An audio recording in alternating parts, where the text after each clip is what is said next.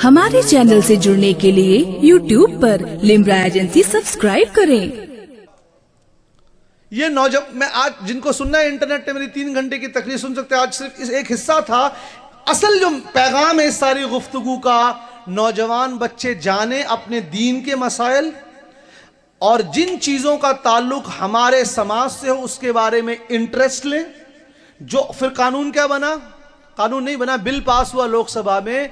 जो शख्स अपनी बीवी को एक मजलिस में 3 तलाक देगा, it's a non bailable offence, आपकी जमानत भी नहीं होगी। और इसको कॉग्निजेबल ऑफेंस कहा, यानी किसी पड़ोसी ने जाकर कह दिया कि मैंने सुना है कि अपनी बीवी को 3 तलाक दे रहे हैं, तो पड़ोसी की बात मानकर आपको जेल में डाल दिया जाएगा। बताइए, अब मुझे कोई पुराना दुश्मनी लेना जाके आपकी शिकायत कर दूं मैं। और इससे बड़े दुख की बात आगे है कि वो मर्द जो है जब जेल में रहेगा तो अपनी बीवी का मेंटेनेंस भी देगा। जब जेल चला गया तो मेंटेनेंस कहां से देगा? 2 चीजें और फिर मौजू बदलता हूं। 2 चीजें और बड़े ध्यान से सुन लें। हिंदुस्तान के सेशन कोर्ट में कितना मुकदमा पेंडिंग चल रहा है? 2,80,00,000। इस लफ्ज को बोलिएगा ताकि अंदाजा हो जाए। 2,80,00,000 केसेस पेंडिंग चल रहे हैं बकाया सेशन कोर्ट में। हिंदुस्तान के 24 हाई कोर्ट में कितना बकाया चल रहा है? 40 लाख हाई कोर्ट में, और सुप्रीम कोर्ट में 60,000। तो मैं आज ये भी एक आपसे पैगाम देना चाहूंगा, अपने आपस के मामले कोर्ट कचहरी लेके मत जाएं। शरीयत के मुताबिक फैसला नहीं मिलेगा, वक्त आपका जाया होगा, पैसा आपका जाया होगा। आप दारुल क़ुज़ा उलमा सुन्नी मुफ्ती के पास जाएं, वहां जो फैसला मिलेगा शरीयत के मुताबिक होगा और वक्त भी कम लगेगा, पैसा भी खर्च नहीं होगा। यह हमारी जिम्मेदारी है। मैंने जिन बच्चों को शौक है वो मेरा पूरा ट्रिपल तलाक का जो है डिबेट इंटरनेट पे सुन सकते हैं कि तलाक तफवीज़ क्या, तलाक की किस्में क्या और बाकी इनके मज़ाहिब में क्या है। आज वो गुफ्तगू नहीं। इसे बस 2 पैगाम। और जो असल तलाक की वजह शरीयत में है कि अगर शौहर शराब पीता है, ड्रग्स लेता है, गंदी आदतें हैं, तो बीवी फस्क, निकाह और खुला ले सकती है। और औरत को भी यही, मर्द को भी यही है कि बीवी अगर पर्दा नहीं करती है, घर की देखभाल नहीं करती है। लेकिन भाइयों, बड़े दुख के साथ आज तलाक के ज़्यादातर केस जहेज के लिए हो रहे हैं या शादी के बाहर कहीं ताल्लुक बना लिया जा रहा है। तो हम अपने समाज पर नज़र डालें कि ये बुराइयां जो बाहर हम जिसके लिए रो रहे हैं, ये खुद हमारे समाज में पनपी हैं। हम अपने बच्चे बच्चियों को बताएं मियाँ बीवी के हुकूक क्या होते हैं, ताकि ये बुरी चीज इसको कम से कम लोग इस्तेमाल करें। एक बार दुरूद शरीफ पढ़ लें। जज़ल्लाहु अन्ना सय्यदना मुहम्मदन सल्लल्लाहु अलैहि वसल्लम सलातु व सलामन अलैका या रसूल अल्लाह। अब आपके शहर और हमारे शहर लखनऊ के 2 हवाले।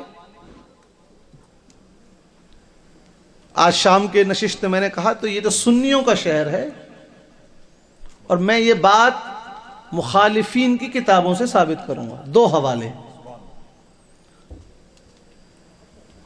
हजरत बहरुल उलूम जो लखनऊ के थे, मौलाना अब्दुल अली फिरंगी महली रहमतुल्लाह अलैह, जो यहां से हिजरत करके चले गए थे मद्रास, चेन्नई। हजरत मुल्ला निजामुद्दीन रहमतुल्लाह अलैह जो दरस निजामी के बानी हैं, उनके बेटे बहरुल उलूम। इनका अकीदा क्या था? लखनऊ के सुन्नी मुसलमानों, सुनिए इस शहर के सबसे बड़े दक्काक आलिम का अकीदा। अपनी किताब में लिखते हैं, मेरे पास है, मंतिक की शरह है। कहते हैं लौह और कलम का जो इल्म है वो दरअसल हुजूर के इल्म का एक हिस्सा है। लौह और कलम का जो इल्म है, जो लोग हुजूर के इल्म गैब पर माज़अल्लाह एतराज करते हैं, देखिए ये आपके शहर के सबसे बड़े आलिम जो आज तक गुजरे हैं, नाम ही है बहरुल उलूम। वो लिखते हैं लौह और कलम का जो इल्म है वो हुजूर के इल्म का एक हिस्सा है और हुजूर के इल्म का कोई इहाता नहीं कर सकता। हम जैसे लोग,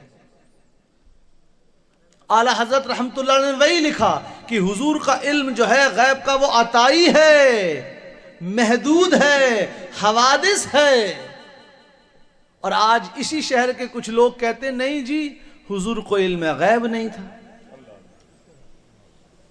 کتنی بری بات۔ ایک اور آپ اسی شہر کے ایک اور صاحب کا حوالہ جو ہمارے نزدیک تو معتبر نہیں ہے لیکن جن کے نزدیک ہیں،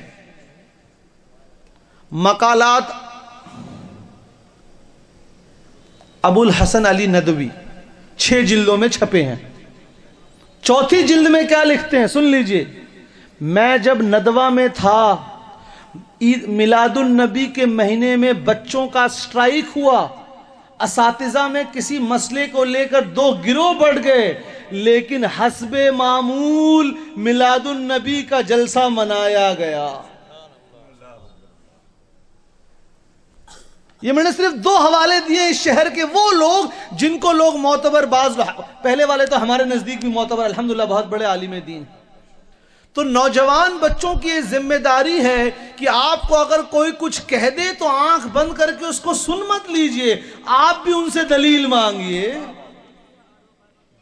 آپ دیکھیے امام احمد اپنی مسند میں حدیث نقل فرماتے ہیں، ایک صحابی جو حضور کے آزاد کردہ غلام تھے، حضرت سفینہ رضی اللہ عنہ، جنگل سے جا رہے تھے، راستہ بھٹک گئے اور اندر چلے گئے، شیر آ گیا۔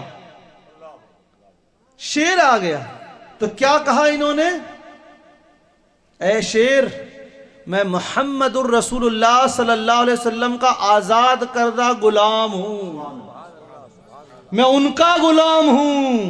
تو جب شیر نے یہ نسبت سنی، صحیح حدیث کہانی نہیں ہے کیونکہ آج کل ایک اور فیشن چلا ہے، حدیث ضعیف بول دیں گے، بول کر کباڑ گنج میں گھس جائیں گے، اور زندگی میں نہ میزان الاعتدال پڑھی ہے، نہ تقریب التہذیب پڑھی ہے، نہ تہذیب التہذیب۔ نہیں جی حدیث ضعیف تو بتا دوں، نہیں بالکل صحیح حدیث ہے۔